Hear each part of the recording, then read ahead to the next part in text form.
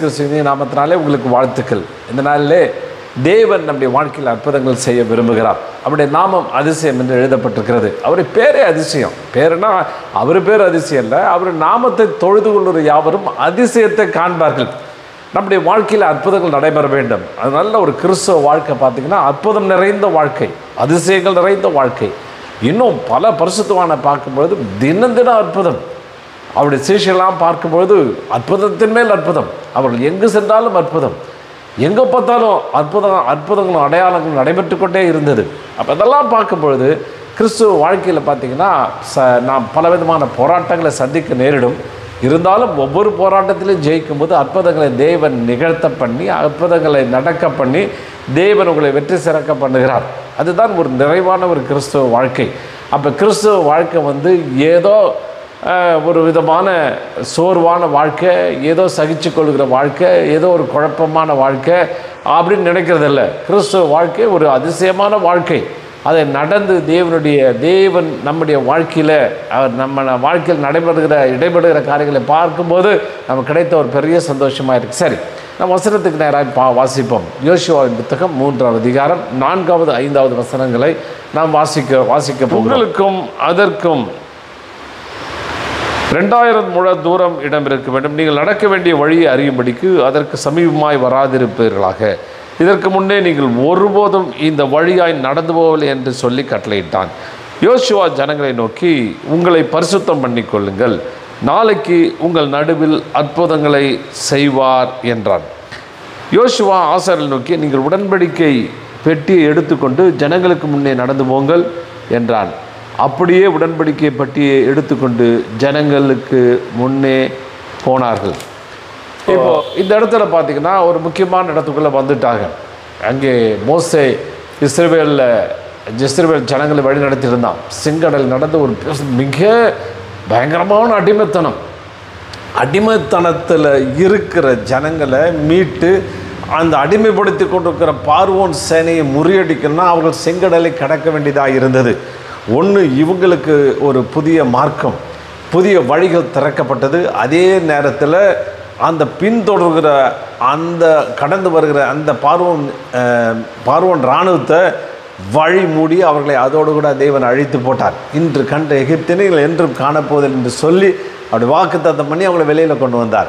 இப்போ அவங்க வனாந்தரத்து வழியாக நடந்து வந்துட்டாங்க. இப்போ யோர்தான் நதி என்கிற ஒரு நதிக்கு முன்பாய் அவர்கள் இருக்கிறார்கள். அந்த யோர்தான் நதியை குறித்து நாம் பல விதங்களில் பார்க்கிறோம். யோர்தான் சப்ளான்டர், அதாவது ஏமாற்றுகிறவன்.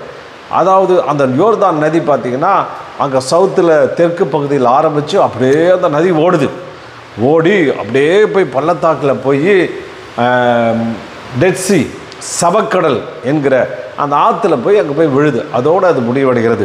எல்லாம் இது ஒரு வித்தியாசமான ஆறு. உலகத்தில் இப்படிப்பட்ட ஆறு எங்கேயுமே கிடையாது. அதனுடைய நீளம் பார்த்திங்கன்னா கிட்டத்தட்ட 250 கிலோமீட்டர் இருக்கிறாங்க. 250 to 300 கிலோமீட்டர் அடையினா. ஆனால் அந்த தோன்றுகிற மலையிலிருந்து அந்த சவக்கடலுக்கு ஸ்ட்ரைட்டாக அளந்தீங்கன்னா கிட்டத்தட்ட ஒரு 130 கிலோமீட்டர் தான் வரும். 130-140 கிலோமீட்டர் தான் வரும். ஏன்னா அந்த ஆறு அப்படி இவ்வளோ நீளமாக போகுது. கொஞ்சம் ஷார்ட் டிஸ்டன்ஸில் அவ்வளோ தூரம் வளைஞ்சி வருது. நீங்கள் போய்ட்டு அந்த மேப்பில் பார்த்தீங்கன்னா அது அப்படியே வளைஞ்சி பாம்பு மாதிரி வருது. அப்படியே சும்மா ஸ்னேக்குன்னு அதுக்கு ஒரு பேர் உண்டு. அப்படியே வளைஞ்சி வர்றதுனால கிட்டத்தட்ட 100 கிலோமீட்டருக்கு மேலே இந்த வளைவு தன்மையினால் அதனுடைய லெங்க்த்து ரொம்ப இன்க்ரீஸ் ஆகிடுது. ரொம்ப நீட்டாக அது போயிடுது. ரொம்ப பெரிய காரியமாக அது போயிட்டு சவக்கடலில் போய் முடிவடையுது. அது பார்த்திங்கன்னா ரொம்ப ஒரு பயங்கரமான ஆறு. அந்த ஆற்றுல பார்த்திங்கன்னா சாதாரணமாக அந்த ஆறு 2லேருந்து 10 அடி ஆழம் தான் இருக்கும். இன்னும் பார்த்திங்கன்னா அகலம் ஒரு 50 அடி 60 அடி அகலம் தான் இருக்கும். இந்த ஆறு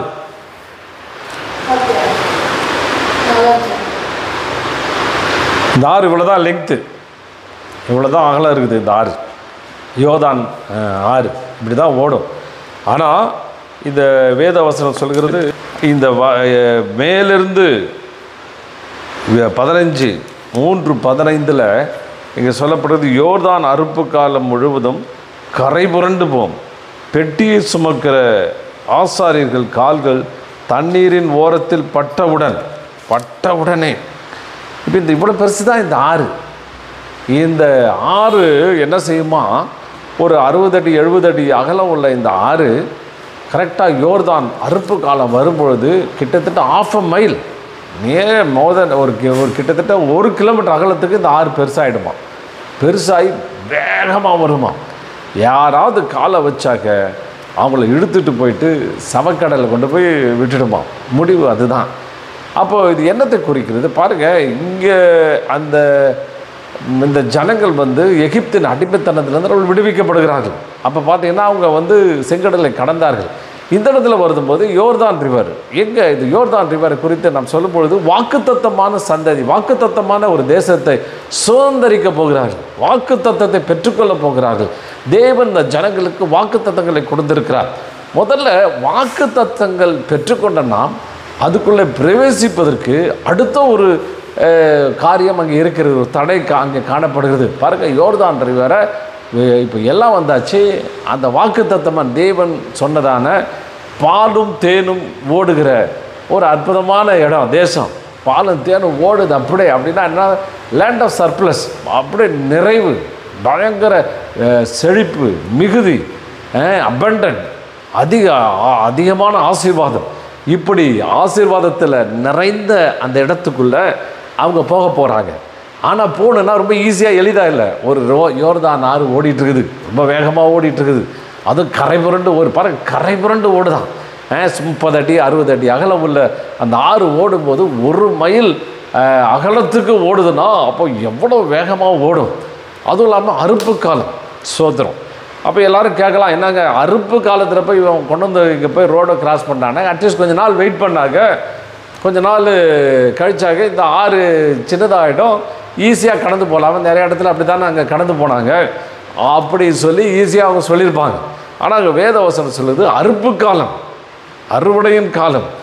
அந்த அறுவடை காலத்தில் தான் இந்த ஆறு வேகமாக ஓடுது. அதனுடைய அர்த்தம் என்ன, இவங்க இவ்வளோ நாள் இந்த இடத்த புதிய கானானுக்குள்ளே பிரவேசிக்க போகிறார்கள்.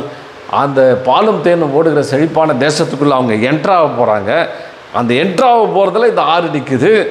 அப்படின்னா என்ன அர்த்தம், இப்போ போனால் தான் அங்கே 20 லட்சம் பேர் கிராஸ் பண்ணுறாங்க. 20 லட்சம் பேருக்கு உரியதான மூட்டைகள் அந்த ஆற்று ஓரம் அடுக்கி வைக்கப்பட்டிருக்கிறது. அல்லேலூயா. அங்கே சும்மா அறுவடை, அந்த அறுப்பு காலம் சொல்கிறதுனால அன்றைக்கி அறுவடை செஞ்சு அந்த கானானியர்கள் செழிப்பான தேசத்தில் அறுவடை செஞ்சு அப்படியே போட்டு மூட்டை அடுக்கி வச்சுருக்குறாங்க. இவ்வளோ பேருக்கு சாப்பாடு எப்படி கிடைக்கும்? அந்த இடத்த கிராஸ் பண்ணாக்க நேராக போயிட்டு கோதுமெல்லாம் அடித்து வச்சுருந்து எடுத்து சமையல் பண்ணி சாப்பிட வேண்டிதான். அப்போ பாருங்கள் அந்த ரிஸ்க்கு. ஐயா டைம் சரியில்லை, நேரம் சரியில்லை, காலம் சரியில்லை, அது சரியில்லை, இது சரியில்லை அப்படின்னு சொல்லி ஏதாவது ஒன்று சொல்லிகிட்டு இருக்குது. ஆனால் ஆண்டவர் சொல்கிறாரு, இந்த பஞ்ச காலத்தில் தான் உனக்கு ஆசீர்வாதம் தரப்போகிறேன். இந்த குழப்பமான சூழ்நிலையில் எங்கே பார்த்தாலும் பிரச்சனை சொல்கிற பார், அந்த பிரச்சனை நடுவில் தான் நீ அற்புதத்தை காணப்போகிறா. அந்த பிரச்சனையின் நடுவில் தான் உனக்கு ஒரு பெரிய செழிப்பை நான் உண்டு பண்ண போகிறேன் ஆண்டவர் சொல்லுகிறார். நாட்டில் எந்த பிரச்சனை, பொருளாதார பிரச்சனை, அந்த பிரச்சனை, இந்த பிரச்சனை, எல்லாருக்கும் எல்லா மக்களும் அனுபவிப்பாங்க. எல்லாம் சொல்லுவாங்க இது மோசமான நாள், டாலர் விலை ஏறிடுச்சு, அந்த விலை ஏறிடுச்சு, இது பிஸ்னஸ் சரியில்லை, இது மோசமாக இல்லை. உனக்கு வாசல்கள் திறக்கப்பட போகிறது, உனக்கு ஒரு பெரிய நன்மைகள் கிடைக்க போகிறது, உனக்கு பெரிய அற்புதம் நடைபெற போகிறது. அதை தாங்க சொல்லப்படுகிறது. இது ஜோர்டன்னா சப்ளான்டர், பின்னிடிந்து வேலை செய்கிறவன், பின்புறமாய் கிரியை செய்கிறவன் அப்படின்னு அர்த்தம். அப்படின்னா உனக்கு பின்னாட ஒரு இருளின் வல்லமை. நிறைய பேர் சொல்கிறாங்க, ஐயோ இந்த யோர்தானோட இன்னொரு இது என்னன்னா வேகமாக ஓடுறதுனால என்ன ஆகுதுன்னா ஒருத்தன் காலை வச்சு இழுத்துட்டு போயிட்டு அங்கே டெட்சி அந்த சவக்கடலில் போய் அவங்க போய் அங்கே விழுந்து போயிடுவாங்க. அவ்வளோ தூரம் வேகமாக இழுத்துட்டு போயிடும். ஆனால் ஆண்டவர் சொல்லுகிறாரு, நீ கால வை மகனே, நீ முன்னேறு, உன் முன்னேற்ற யாராலும் தடுக்க முடியாது. கிறிஸ்து உடன்படிக்கை பற்றி அங்கே முன்னே செல்கிறது. அங்கே போட்ட உடனே எல்லாம் அப்படியே நின்று போயிடுது. நீங்கள் கிராஸ் பண்ணி ஒருத்தர் 2 பேர் இல்லை, தேவன் நாமத்தை தரித்து கொண்ட 20 லட்சம் பேர்கள் அந்த இடத்துல கிராஸ் பண்ணி போயிட்டு அங்கே அடிக்க வைக்கப்பட்ட மூட்டைகள் ஆண்டவர் ஏற்கனவே அவர் முன்குறிச்சிட்டார். இனிமேல் என்றைக்கு பயிர் போட்டு, என்றைக்கு விதையை போட்டு, நாற்றை நட்டு, அதை நட்டு பெரிய அறுவடையை கொண்டு வந்து அடித்து எப்படிங்க சாப்பிட்றது, போன உடனே ஒலை வைக்க வேண்டியதான். போன வச்சு சாப்பிடுன்னு ஆண்டவர் திட்டப்பட்டு இதுதான் சரியான நேரம் அப்படின்னு சொல்லி ஆண்டவர் நடத்துகிறார். என்ன அருமையானு சொல்லி, நேரம் சரியில்லை, ஒரு மாதிரி குழப்பமாக இருக்கிறேன், ஒரு மாதிரி பிரச்சனைக்குரியதாக இருக்கிறேன், ஒரு மாதிரி போராட்டத்துக்குள்ளே இருக்கிறேன் அப்படின்னு யோசிச்சுட்டுருக்கேன். இல்லை, ஆண்டவர் சொல்கிறார், இதுதான் நேரம், இதுதான் காரியம், இதுதான் உங்களுடைய வாழ்க்கையினுடைய சிறப்பான நேரம், தேவன் செயல்படுகிற நேரம் இது. ஹல்லேலூயா. நீங்கள் மற்றதெல்லாம் பார்க்காதீங்க, சூழ்நிலையை பார்க்காதீங்க, உங்களுடைய பிரச்சனையை பார்க்காதீங்க, மற்றவர்களை பார்க்காதீங்க, தேவனை பாருங்கள். தேவன் உங்களை ஆசீர்வதிக்க போகிறார். பாருங்கள், இந்த பரிசுத்தம் பண்ணிக்கொள்ளுங்கள். இந்த 3வது அதிகாரம் 5வது வசனத்தில் நாம் பார்க்கும்பொழுது, இன்றைக்கு பரிசுத்தம் செய்து கொள்ளுங்கள், நாளைக்கு உங்கள் நடுவில் அற்புதம் செய்வார். இன்றைக்கு பரிசுத்தம் செய்து கொள்ளுங்கள். அப்போ நாளைக்கு உங்கள் நடுவில் ஆண்டவர் அற்புதம் செய்ய விரும்புகிறார். தேவன் அற்புதம் செய்யணும்னா உங்கள்கிட்ட ஒரு பரிசுத்தத்தை எதிர்பார்க்கிறார். அந்த பரிசுத்தம் அதை ஆண்டவர் நமக்குள்ளே எதிர்பார்க்கிறார். இன்றைக்கி பரிசுத்தம் செய்து கொள்ளுங்கள், நாளைக்கு உங்கள் நடுவே அற்புதம் செய்கிறேன் என்று சொல்கிறார். இப்போ பரிசுத்தம்னா என்ன? நிறைய பேர் என்ன பரிசுத்தம்னா, எப்போ அது செய்யக்கூடாது, இது செய்யக்கூடாது, அப்படி பண்ணக்கூடாது, இதை பண்ணக்கூடாது. ரைட், அதெல்லாம் ஒரு பெரிய லிஸ்ட் இருக்குது. பாவங்கள் இல்லாத ஒரு வாழ்க்கை வாழணும், அது உண்மைதான். தேவன் பாவத்திலிருந்து அங்கே விடுதலை ஆக்குகிறார். அப்போ பாவத்திலிருந்து ஒரு பாவ குணம் மாறணும். சரி, அது கரெக்டு தான். ஆனால் ஆண்டவர் இன்னொன்று விரும்புகிறார். அற்புதம் செய்யத்தக்கதான வல்லமையை நீங்கள் பெற்றுக்கொள்ள வேண்டும். சில பேர் சொல்லுவாங்க, ஏற்கனவே சொல்லியிருக்கேன், அவர் ரொம்ப நல்லவருங்க, ரொம்ப நல்லவருங்கன்னு. அவர் யார்த்தும் பம்பு தம்புக்கு போக மாட்டார், ரொம்ப நல்ல மனுஷங்க, அவர் ரொம்ப அருமையான மனுஷங்க அப்படின்னா. சரி, நல்லவர் தான். ஆனால் இன்னொன்று சொல்லுவாங்க, இவர் வல்லவர் இல்லைங்க. என்ன வல்லவர்னா, எதையும் சாதிக்க மாட்டாருங்க, எதையும் பண்ண மாட்டாருங்க. அவர் உண்டு, அவர் சாப்பிடுவார், தூங்குவார், யாருக்கு எந்த பிரச்சனையும் பண்ண மாட்டாருன்னா அவரால் ஒரு பிரயோஜனம் இருக்காது. அவரால் ஒன்றுத்தையும் அவர் எது செஞ்சு காமிக்க மாட்டார், எதுவும் சாதிக்க மாட்டார். ஏதோ பிறந்தார், சாப்பிட்டாரு, பிரச்சனை இல்லாமல் முடிஞ்சார். அப்படி இல்லை, உங்களை தேவன் சாதிக்கும்படி விரும்புகிறார். கிறிஸ்துவ வாழ்க்கை சவால் நிறைந்த வாழ்க்கை. அந்த சவால்களை சந்தித்து, சவால்களை முறியடித்து தேவனுக்காய் செய்து காட்டும்படி விரும்புகிறார். அதுதான் அவர், எப்பா உனக்கு ஒரு அற்புதம் வேணும், உனக்கு ஒரு அதிசயம் வேணும், நீ இன்னைக்கு பரிசுத்தம் பண்ணிக்கொள்ளுங்கள், நாளைக்கு உங்கள் நடுவே தேவன் அற்புதத்தை செய்யும்படி விரும்புகிறார். என்னையா பரிசுத்தம்? பரிசுத்தம்னா ஏதோ நல்லவனாக இருக்கிறது கரெக்டு தான். ஆனால் நீ உங்களை ரெடி பண்ணுங்க, அற்புதங்களை செய்யும்படியாய் உங்களை தேவன் அழைத்திருக்கிறார். தேவனுக்கு என்ன, உங்களை ஏன் தெரிந்து கொண்டார் அப்படின்னா, உங்கள் மூலிமா அவருடைய வல்லமையை காமிக்கணும், உங்கள் மூலிமா அவருடைய மகிமையை காமிக்கணும். செங்கடை கலக்கும்போது சொன்னார், நான் மகிமைப்படுவேன், அந்த இராணுவத்தினால நான் மகிமைப்படுவேன். ஏன்பா, நான் ஒன்றை நடத்த போகிறேன், நடத்துறதுனால என் பேர் இந்த உலகத்தில் எஸ்டாப்ளிஷ் பண்ணணும், என் பேர் நான் தேவன் ஒருத்தர் இருக்கிறான்னு இந்த ஜனங்களுக்கு காமிக்கணும். அதை கண்டு ஜனங்கள் வந்து என்னிடத்தில் அற்புதத்தை பெற்றுக்கொண்டு அவர்கள் வாழ்க்கையிலிருந்து சுகமாய் வாழ வேண்டும் என்பதுதான் தேவனுடைய திட்டம். அதுக்கு தான் உன்னை தெரிந்தெடுத்திருக்கிறார். நம்ம என்ன வெளிப்படுத்துகிறோம்? கிறிஸ்துவை என்ன வெளிப்படுத்துகிறோம்? கிறிஸ்து நன்மை செய்கிறார், கிறிஸ்து அற்புதம் செய்கிறார் அப்படி சொல்லி என்னத்தை வெளிப்படுத்துகிறோம்? பேதுரை குறித்து கூட பார்க்கும்பொழுது பேதுரை சொல்கிறாங்க, இயேசுடைய சீஷன், இயேசு செஞ்ச அதே அற்புதத்தை இவனும் செய்கிறான், இயேசு செஞ்ச அதே காரியத்தை அங்கே சுகத்தையும் பலத்தையும் கொண்டு வருகிறான் அப்படின்னு சொல்லி அங்கே இயேசுவை பின்பற்றுகிறவன் என்று அவர்களிடத்தில் சொல்கிறார்கள். காரணம், இயேசு செய்த அதே அற்புதத்தை அவர் சீஷர்கள் நிகழ்த்தி காட்டுகிறார்கள், அது செய்து காட்டுகிறார்கள். அதே தான் ஆண்டவர் உங்கள் வாழ்க்கையில் விரும்புகிறார். என்னத்தை செய்கிற? அல்லேலூயா. சும்மா இருந்து சும்மா சாகிறதுல என்ன ஆண்டவருக்காய் எதையாவது செய்யுங்கள், ஆண்டவருக்காய் பெரிய காரியங்களை செய்யும் என்று தேவன் விரும்புகிறார். சரி, பழைய ஏற்பாட்டு காலத்தில் பரிசுத்தம் என்றால் என்ன? ஏற்கனவே பார்த்தோம், இருந்தாலும் சில காரியங்களை பார்க்க போகிறோம். பரிசுத்தம் என்றால் இங்கே சொல்கிறாரு, உடன்படிக்கப்பட்டு முன்னாடி போகணும். அப்போ உங்களை ரெடி பண்ணிங்க, உடன்படிக்கப்பட்டிருப்பார். அன்றைக்கி அந்த தினம் பார்த்தீங்கன்னா பழைய ஏற்பாட்டில் பரிசுத்தம் அப்படின்னு பார்த்தீங்கன்னா, யாத்ராகமம் 19 அதிகாரம் 10 அந்த வஸ்திரத்தில் வாசிக்கும்போது வஸ்திரங்களை தோய்த்து, அவங்க பழைய ஏற்பாட்டு காலத்தின்படி பரிசுத்தம் அப்படின்னா என்ன? பரிசுத்தம் பண்ணிக்கலன்னா வஸ்திரத்தை தோய்க்கிறோம். ரெண்டாவது உடன்படிக்கை பண்ணணும். உடன்படிக்கை அதாவது விருத்த சேதனம் செய்தல்.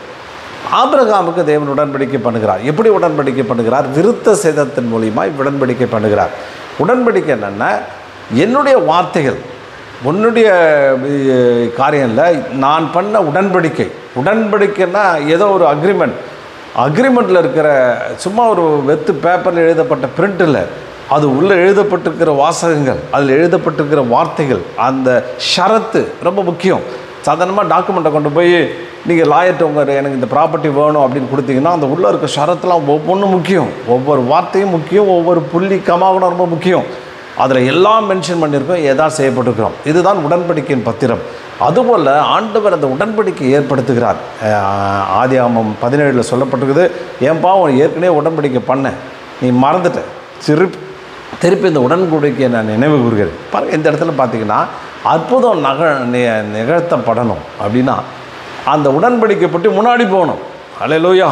அப்போ பரிசுத்தம் என்பது என்ன? உடன்படிக்கையை நினைவு கூறுதல், தேவன் கொடுத்த வாக்கு தத்தங்களை. என்ன உடன்படிக்கை நினைவு கூறுதல்? பாலும் தேனும் ஓடுகிற தேசத்தை நான் உனக்கு தருவேன்னு சொன்ன வார்த்தைகள் அடங்கி அந்த பெட்டிக்குள்ளே என்ன இருக்குது? அங்கே மண்ணா இருக்குது, அங்கே 10 கற்பனை இருக்குது, எல்லாம் அதில் இருக்குது. அதை தூக்கிட்டு போகிற ஆசாரிகள் தூக்கிட்டு போகிறாங்க. அப்போ 2000 வருஷம், அந்த 2000 முழம். நான் கூட யோசிச்சு பாருங்கள், இயேசு கிறிஸ்து நமக்கு உடன்படிக்கை பண்ணினார்.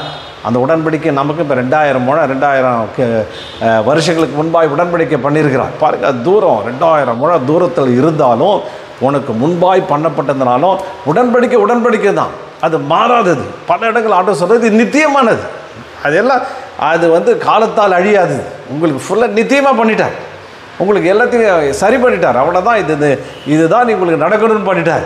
அப்போ அந்த உடன்படிக்கையை மனதில் நினைவு கூறணும். அப்போ சாராள் கூட சொல்கிறார், அவள் வாக்குத்தத்தம் பண்ணினவர் உண்மை உள்ளவர், எப்பா நிறைவேற்றுவார், அவர் செய்து முடிப்பார், அவர் எனக்காக செய்வார். 2000 வருஷத்துக்கு முன்பு ஆண்டவர் உன்னோடு கூட இரத்தத்தினால ஒரு உடன்படிக்கை அவர் செய்திருக்கிறார். அந்த உடன்படிக்கை ஷரத்து என்ன? அந்த இரத்தத்துடைய ஷரத்து என்ன? நீங்கள் என்னுடைய பிளட்டு, என்னோட மாம்சம், என்னோட மாம்சத்தை புசிக்கிறதுனால என்னோட மாம்சத்தில் ஐக்கியமாக இருக்கிறீங்க, என்னை போல் நீங்கள் இருக்கிறீங்க. அதுதான் உடன்படிக்கை என்னுடைய ஷரத்து. அதை நீங்கள் ஃபாலோ பண்ணணும், அதை நீங்கள் நினைவு கூறணும், அதை நினச்சிக்கிட்டே நீங்கள் முன்னேறணும். அதுதான் உடன்படிக்கை. உங்களுடைய இருதயத்தை நீங்கள் என்ன செய்கிறீர்கள்? புதுப்பிக்கிறீர்கள். இருதயத்தை புதுப்பிச்சு நீங்கள் நேராக நடந்து போகிறீங்க. நடந்து போத 2000 இதுக்கு ஏற்கனவே ஆண்டவர் முன்பாய் நடந்து யோர்தான் நதியை அவர் தள்ளிவிட்டார். இது யோர்தான் நதி குறித்து பலவிதமான அர்த்தங்கள் இருக்குது. பாருங்கள், இயேசு அங்கே ஞானஸ்தானம் எடுத்தது அந்த யோர்தான் ரிவரில் தான், யோர்தானில் மூழ்கி எழுதியிருக்கிறார். அது என்ன ஆண்டவர் சொல்கிறாரு? ஞானஸ்தானம் ஒரு உடன்படிக்கை. அல்லேலூயா, சோத்திரம். உடன்படிக்கை. நீங்கள் ஞானஸ்தானம் எடுக்கும்போது என்ன எடுத்தீங்க? நான் பின்னோக்கே நான் உலகம் என் பின்னே சிலுவை என் முன்னேன்னு எடுத்தீங்க. ஆனால் இப்போ மாறிடுச்சு, உலகம் என் முன்னே சிலுவை என் பின்னே. எல்லாம் எனக்கு இந்த உலகத்தை பார்த்துக்கிட்டு தான்ப்பா அப்புறம் நான் சிலுவையை பார்ப்பேன்னா அது உலகம் கிடையாது, அது உடன்படிக்கை கிடையாது. உடன்படிக்கை மீறிட்டேன். இப்போ உடன்படிக்கை கொண்டாந்து முன்னாடி வைங்க. உங்களுக்கு முன்னாடி அதுதான் போகணும், அதை பார்த்து தான் நீங்கள் போகணும், அது போகிற பாதையில் தான் போகணும். அது எந்த இடத்துல கிராஸ் பண்ணுதோ அந்த இடத்துல தான் நீங்கள் கிராஸ் பண்ணும்போது நீங்கள் அற்புதத்தை காண்பீர்கள். மறுபடியும் உங்களை புதுப்பியுங்கள், மறுபடியும் உங்களை சரி பண்ணுங்கள். அந்த உடன்படிக்கை நினைவு கூறுங்கள். 2வது விருத்த சேதனம் தான் இதான். விருத்த சேதனம் அந்த உடன்படிக்கையை நாம் திரும்ப கொண்டு வந்து மனதில் வைத்து அந்த உடன்படிக்கை நினைவாக, உடன்படிக்கை எந்த பாதையில் போச்சோ அதே பாதையில் நீங்கள் போகும்பொழுது ஆண்டவர்களுக்கு விடுதலை தருகிறார். அப்படி ரத்தத்தினால் உடன்படிக்கை நான் என்ன? ஆண்டவர் துரைத்தனங்களும் அதிகாரம் சிலுவையில் அவர் உரிந்து கொண்டார். அங்கே வச்சு ஆணி அடிச்சிட்டார். எல்லா அதிகாரங்கள், துரைத்தனங்கள். இந்த ஜோர்தான் ரிவர் ஏற்கனவே சொன்னால் பின்புறமாய் செயல்படுகிற சர்ப்ளான்டர், பிசாசுக்கு ஒப்பனையாக இது சொல்லப்படுகிறது. மரண யோர்தான் சொல்லப்படுகிறது. மரணம் என்ன? செயல்படாத தன்மை. ஒன்றுமே ஆக்டிவ் பண்ண முடியல, ஒன்றுமே செயல்படாத தன்மை உன்கிட்ட செஞ்சுட்டு இருக்குது. உன்னால் செயல்படவே முடியல, உன்னால் சரியாக செயல்பட முடியல, பிஸ்னஸ் சரியாக செயல்படலை, அது சரியாக செயல்படலை, குடும்பம் சரியாக செயல்படலை, உன்னுடைய வாழ்க்கையில் பல காரியங்கள் செயல்படாத தன்மையில் இருக்குது. ஆனால் ஆண்டவர் சொல்கிறாரு, இதெல்லாம் உனக்கு முன்பாக இருக்குது. என் உடன்படிக்கையை சரியாக நினைவுகூர், உடன்படிக்கை உனக்கு முன்னாடி நிறுத்து, உடன்படிக்கை போகிற இடத்துல நீ அதை ஃபாலோ பண்ணு, அதை புதுப்பித்து கொண்டினா உனக்கு ஒரு பெரிய அற்புதத்தை நான் செய்வேன் என்று ஆண்டவர் நம்முடைய வாழ்க்கையிலே அவர் சொல்லுகிறார். ஹல்லேலூயா. அது யாக்கோபு நாம் வாசிக்கலாம். யாக்கோபு 4வது அதிகாரம் 8 10 வசனங்கள். தேவனிடத்தில் சேருங்கள், அப்பொழுது அவர் உங்களிடத்தில் சேர்வார். பாவிகளே, உங்கள் கைகளை சுத்திகரியுங்கள், இருமனம் உள்ளவர்களே, உங்கள் இருதயங்களை பரிசுத்தமாட்டுங்கள்.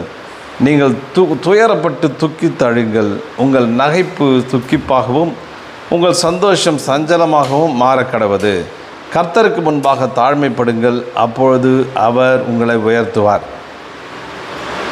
இங்கே பாருங்கள், பரிசுத்தம்னா ஒரு பெரிய லிஸ்ட்டு போட்டிருக்காங்க. அப்படின்னா இந்த இடத்துல என்ன சொல்கிறது பாருங்கள், தேவனிடத்தில் சேருங்கள், அப்பொழுது அவர் உங்களிடத்தில் சேருவார். பாவிகளே, உங்கள் கைகளை சுத்திகரியுங்கள், உங்கள் கைகளை சுத்திகரியுங்கள். இருமனம் உள்ளவர்களே,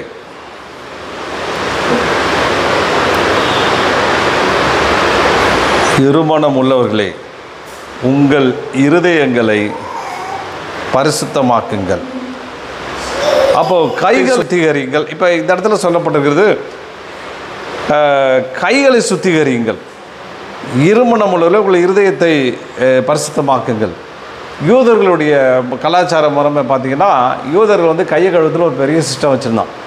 சாதாரணமாக ஒரு லெஃப்ட்டில் சொம்பு எடுத்துக்குவோம், ரைட்டில் கழுவணும், கழுவி முடித்தோடனே மறுபடியும் லெஃப்ட்டில் கழுவணும், திருப்பி ரைட்டில் கழுவணும், திருப்பி லெஃப்ட்டில் கழுவணும், திருப்பி ரைட்டில் கழுவணும். வீட்டுக்குள்ளே எப்போல்லாம் வரோன்னா அப்படி கழுவணும். அதுக்கப்புறம் வந்து சாப்பிட்டு முடித்தோடனே இந்த மாதிரி சாப்பிட்றதுக்கு முன்னாடியும் இப்படி கழுவணும், சாப்பிட்ட அப்புறமும் கழுவணும். நைட்டில் திடீர்னு எழுந்துட்டாக்க உடனே இந்த மாதிரி கழுவிட்டு தான் வந்து படுக்கணும். ஏன்னா கையில் வந்து அப்படியே சுத்திகரிப்பாங்க, அப்படியே சுத்திகரிச்சுக்கிட்டே இருப்பாங்க அப்படின்னு அங்கே ஒரு முறைமையை ஃபாலோ பண்ணாங்க. அதான் ஆண்டவர் சொல்ல, எப்பா நீ கையை கழுவுறதுக்கு எதுக்கு? கையை கழுவுறதுக்கு இந்த சரீர பிரகான சுத்திகரிப்பு இல்லை, இருதயத்தை நீ சுத்திகரிக்கணும், இருதயத்தை உங்களுக்குள்ளே ஒருமுறைப்படுத்தணும் அப்படின்னு ஆண்டவர் சொல்கிறார்.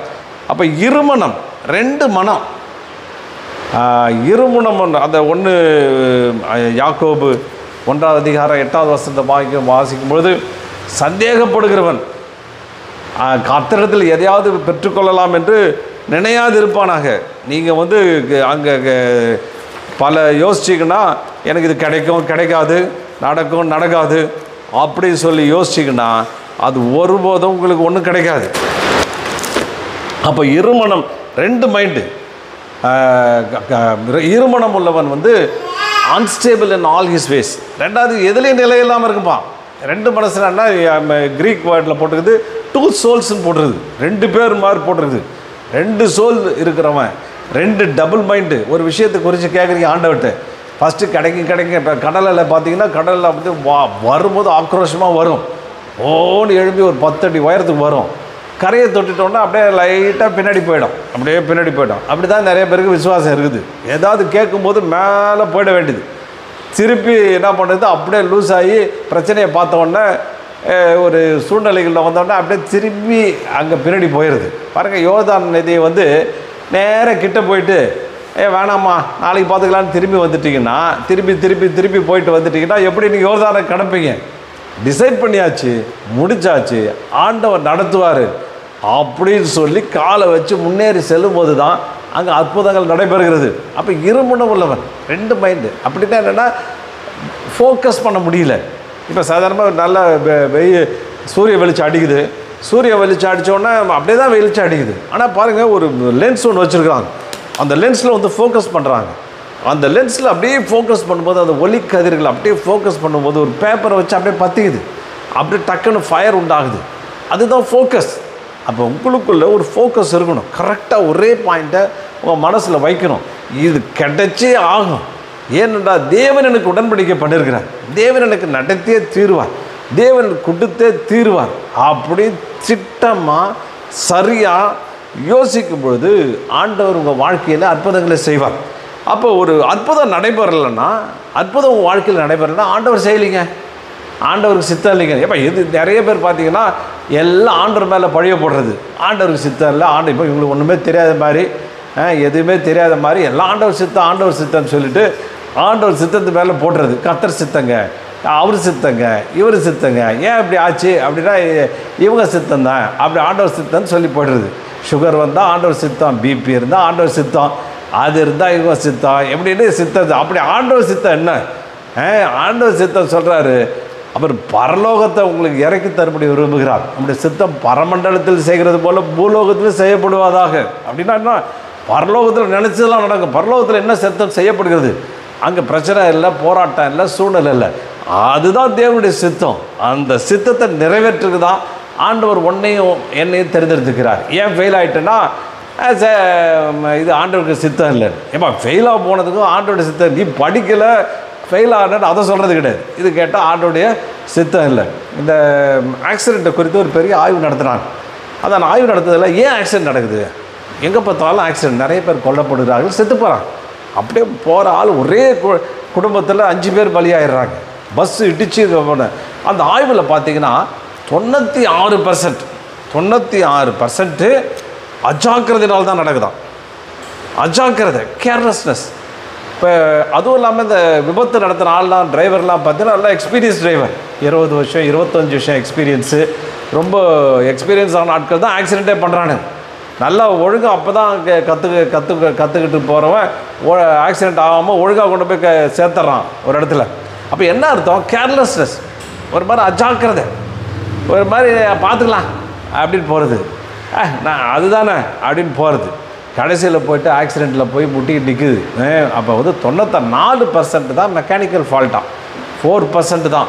அப்போ நம்முடைய அஜாக்கிரதை, கவனக்குறைவு, நம்முடைய காரியங்கள், நம்ம சரியாக திட்டமிடாத காரியம், ஆண்டோடைய சித்தத்தை அறிந்து கொள்ளாத காரியம் அப்படின்னு பலவிதமான காரியங்கள். ஒரு அம்மா ஒரு பெரிய ஒருத்தர்னு வச்சுக்கோங்க, அவர் வந்து இதில் மாட்டிக்கிட்டார், பயங்கரமாக மாட்டிக்கிட்டு பயங்கர பிரச்சனை. அப்போ எல்லா ஜோசியர்லாம் போய் சொல்கிறாங்க, உங்களுக்கு நேரம் சரியில்லை, கட்டம் சரியில்லை, அது வந்துருச்சு இது வந்துருச்சு அப்படின்னு. அவங்க நேரம் சரியில்லாத காரணம் என்ன, அவங்க நிறைய லஞ்சம் வாங்கிட்டாங்க. லஞ்சம் வாங்கிட்டதுனால மாட்டிக்கிட்டாங்க கவர்மெண்ட்டில் மாட்டிக்கிட்டதுனால கேஸ் ஃபைல் பண்ணிட்டாங்க. அப்போ இவங்கெல்லாம் சொல்கிறாங்க நேரம் சரியில்லை, அது சரியில்லை, இது சரியில்லை. வேதம் சொல்லுது, உத்தமமாய் நடக்கிறவன் பத்திரமாய் நடக்கிறான். நீ உத்தமமாக நடந்தனா நீ லஞ்சம் வாங்காமல் பணத்தை கையாடல் பண்ணாமல் ஏன் நீ மாட்ட போகிற? நீ நல்லா தானே இருக்கும், நேரம் நல்லா தானே இருக்கும். அப்போ இதெல்லாம் என்னத்துக்கு காரணம்? பரிசுத்தம். முதல்ல உன் வாழ்க்கையில் பரிசுத்தம் இல்லை, சரியான ஒரு எண்ணங்கள் இல்லை, சரியான விதத்தில் எதையாவது செஞ்சுட்டு கடைசியில் யாராவது ஒருத்தர் பழிய போடணுன்னு ஆண்டவர் கிடச்சிட்டார். எல்லாம் ஆண்டவர் மேலே பழிய போட்டு இந்த பிரச்சனைக்கு காரணம் இதுதான் அதுதான் அப்படின்னு சொல்லி சேருது. அப்போ அற்புதம் நடைபெறலை. இன்னொரு கூட அந்த வசனம் வாசிக்கும் பொழுது, அப்போ வந்து உங்களுக்கு அற்புதம் நடைபெறும்னா உங்கள் இருதயம் பரிசுத்தமாக்கப்படணும். மாறி மாறி இது கிடைக்குமா கிடைக்காதா, நடக்குமா நடக்காதா அப்படின்னு இருந்துச்சுன்னா உங்கள் இருதயம் அசுத்தமாக இருக்குதுன்னு அர்த்தம். அப்போ என்ன செய்யணும்? உங்களை பரிசுத்தமாக்கி கொள்ளணும். அந்த வசனம் சொல்லுது, நீங்கள் துக்கப்பட்டு துயரப்பட்டு துக்கித்து அழுங்கள். பாருங்க, துயரப்பட்டு துக்கித்து அழுங்கள். உங்கள் நகைப்பு துக்கிப்பாகவும் உங்கள் சந்தோஷம் சஞ்சலமாகவும் மாறக்கடவுது. ஒன்றும் நடக்கலை, குழப்பமாக இருக்குது, பிரச்சனையாக இருக்குதுன்னா என்ன சொல்லுது? துக்கப்பட்டு அழுக, துயரப்பட்டு அழுது ஆண்டவரே இது நடக்கலையே, இது ஆகலையே, இது வரலேன்றதுக்கு அழுகல்ல, இதை நடத்தக்கூடிய ஒரு விசுவாசம் எனக்கு இல்லையே. என் அவிசுவாசம் தானே எல்லாத்துக்கும் காரணமாக இருக்குது. என் அவிசுவாசம் தான் எதையுமே அச்சீவ் பண்ண முடியாமல் போகுது.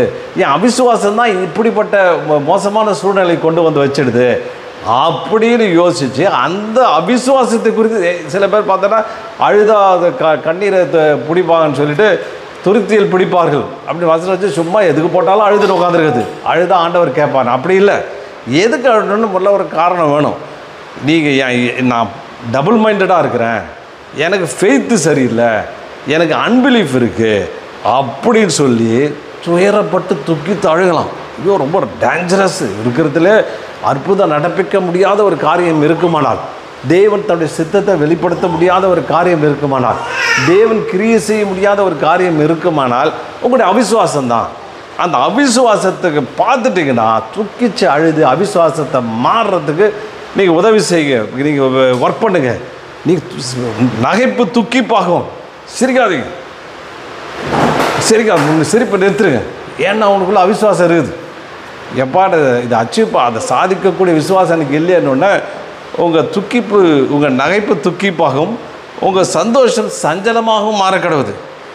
ஏங்க சிரிக்கலை அப்படின்னு கேட்டால், இல்லைங்க நான் அவிசுவாசம் இருக்குது, ஏன்னா அந்த அவிசுவாசம் தான் என் வாழ்க்கை இப்படி பாழாக்கிடுச்சு, எனக்கு இவ்வளோ பெரிய பிரச்சனையை கொண்டு வந்துடுச்சு, அது நினச்சி நான் சிரிக்காமல் இருக்கேங்க அப்படின்னு சொல்லுங்கள். உங்கள் சந்தோஷம் சஞ்சலமாக மாறப்படும். சஞ்சலமாக அதை மாற்றுற வரலையும் அதை செய்கிற வரலையும் நீங்கள் விடாதீங்க அப்படின்னு வேத வசனம் சொல்லுகிறது. இன்னொரு வசனமும் நான் வாசிக்கும்படி விரும்புகிறேன். உடனே பிள்ளையின் தகப்பன் விசுவாசிக்கிறேன் ஆண்டவரே, என் அவிசுவாசம் நீங்கும்படி எனக்கு உதவி செய்யும் என்று கண்ணீரோடு சத்தமிட்டு சொன்னான். இந்த நீங்கள் படிச்சிருப்பீங்க, மார்க்கு 9ஆம் அதிகாரம் 24வது வசனத்தில் அங்கே வந்து என்ன நடக்குது? ஒரு பிள்ளையின் தகப்பன், அந்த பிள்ளையின் தகப்பன் வந்து ஊமையும் செவிடுமான ஒரு பிள்ளையை கூட்டு வந்துட்டான். முதல்ல சீஷர்கிட்ட கொடுத்தான். சீஷர்லாம் ஜெபம் பண்ணாங்க. சீஷர் ஜெபம் பண்ணி அவனுக்கு சுகம் கிடைக்கல. உடனே இயேசு இடத்துல வராங்க. அவன் சொல்கிறான், ஆண்டவரே, நான் வந்து ரொம்ப இந்த குழந்தை வந்து ரொம்ப மோசமாக இருக்குது, ரொம்ப என்னால் தாங்க முடியல, சில டைமில் சாகிற நிலைமைக்கு போயிடுறான், ஏதாவது செய்யுங்க, ஏதாவது ஒரு காரியத்தை செய்யுங்க, ஏதாவது ஒரு வேளை அவன் வாயை நுரத்தெல்லாமல் இருக்கட்டும், ஒரு வேளை அமைதியாக இருக்கட்டும், சாகிறதுக்கு போகாமல் இருக்கும், அமைதியாக இருந்தால் கூட போதும், ஏதாவது சின்ன விஷயம் ஏதாவது செய்யுங்க அப்படின்னு அவன் சொல்கிறான். அப்போ ஆண்டவர் சொல்கிறாரு, நீ விசுவாசித்தால் தேவனுடைய மகிமையை காண்பாய். இப்படி இருக்கிறது தேவனுடைய சித்தம் இல்லை. பரலோகத்தில் அப்படிப்பட்ட சித்தமே நிறைவேறலை. எல்லாம் சந்தோஷமாக இருக்கணும், சமாதானமாக இருக்கணும், எல்லா பிரச்சனையும் ஜெயிக்கணும், எல்லா பிரச்சனையும் போராட்டத்தையும் முடிவு உண்டாக்கணும் தான் தேவனுடைய விருப்பமாக இருக்கிறது. அந்த வசனத்தை நான் வாசிக்கிறேன். அப்பொழுது ஜனங்கள் கூட்டமாய் ஓடி வருகிறதை இயேசு கண்டு அந்த அசுத்தாவியை நோக்கி, ஊமையும் செவிடுமான ஆவியே, இவனை விட்டு புறப்பட்டு போ, இனி இவனுக்குள் போகாதே என்று நான் உனக்கு கட்டளை இடுகிறேன் என்று அதை அதட்டினார். அப்பொழுது அது சத்தமிட்டு அவனை அலைகழித்து புறப்பட பண்ண போயிற்று. அதுக்கு முன்னாடி வசனத்தில் வாசிக்கும்பொழுது இயேசு அவனை நோக்கி இவனை கொல்லும்படி, அவனுடைய 24 வசனத்தில் அவர் கேட்குறாரு, அவர் அவனுடைய தகப்பனை நோக்கி இது இவனுக்கு உண்டாகி எவ்வளவு காலமாயிற்று என்று கேட்டார். அதற்கு அவன், சிறு வயது முதற்கொண்டே உண்டாயிருக்கிறது, இவனை கொல்லும்படிக்கு அது அநேக தரம் தீயிலும் தண்ணீரும் தள்ளிற்று, நீர் ஏதாகிலும் செய்யக்கூடுமானால் எங்கள் மேல் மனதிறங்கி எங்களுக்கு உதவி செய்ய வேண்டும் என்றார். அதை இயேசு அவனை நோக்கி, நீ விசுவாசிக்க கூடுமானால் ஆகும், விசுவாசிக்கிறவனுக்கு எல்லாம் கூடும் என்றார்.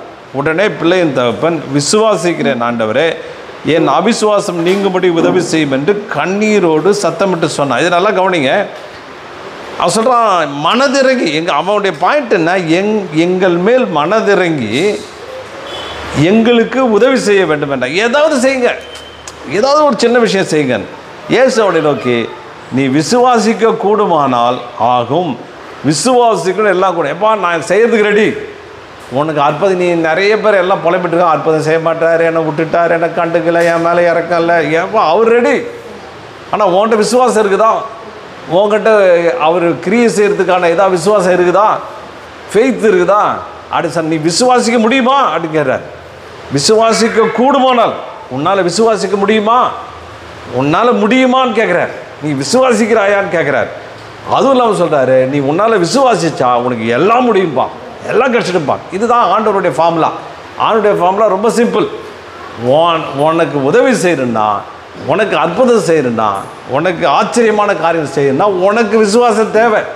விசுவாசம் இருந்தால் நான் செய்கிறேன்னு சொல்கிறார். நீ என்ன சொல்கிற, ஆண்டவருக்கு விருப்பம் தான் செய்யட்டுன்னு ஆண்டவர் மேலே பழிய போட்டுறான். ஆண்டவர் என்ன சொல்கிறாரு, விசுவாசம் இருக்குதா அப்படின்னு கேட்குறாரு.